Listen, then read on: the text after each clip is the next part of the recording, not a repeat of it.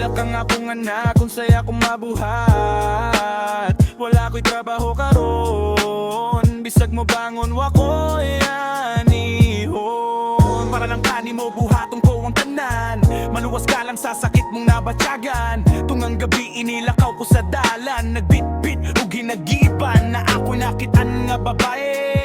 Nagkugos sa batagaho at taksi, walay duha-duha akong dayong giduol. Layaw og lihok na pugos rakutol do, gikuhan ako ang iyahang mga gamit. Siya nagkurog sa kahadlo ug wala ka syagit. Dali-dali kong nagpalayo, kusog ang kulbasa. Ako ang dughan, maoto ang unang hitabo ug kini pa nasundan.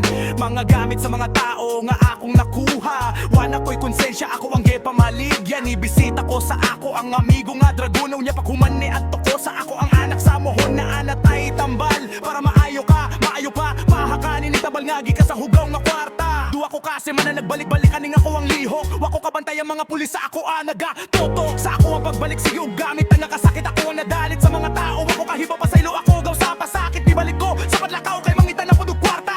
Para ako ang magamit, kumuhupa sa para di maluya. Og sa wala, naman ikalit og palong ako ang pananaw. Pamata na ko, naan ako likod sa tutay. Nito takon sa babayo ko sa ubang pang nanatao. O nakuha sa ako ni mga kamot, ebidensya nga magduot na ko og samot, og diri na magsugod. Ang tanan kong kahadlok, kan nasulod na ko sa priso nga lisod. Ang ako ang anak, igo na lang sa pagtanaw. Sa ilang amahan, igo na lang sa pagduaw. Usa ka mong mga naaaning bisyoha, undangan namin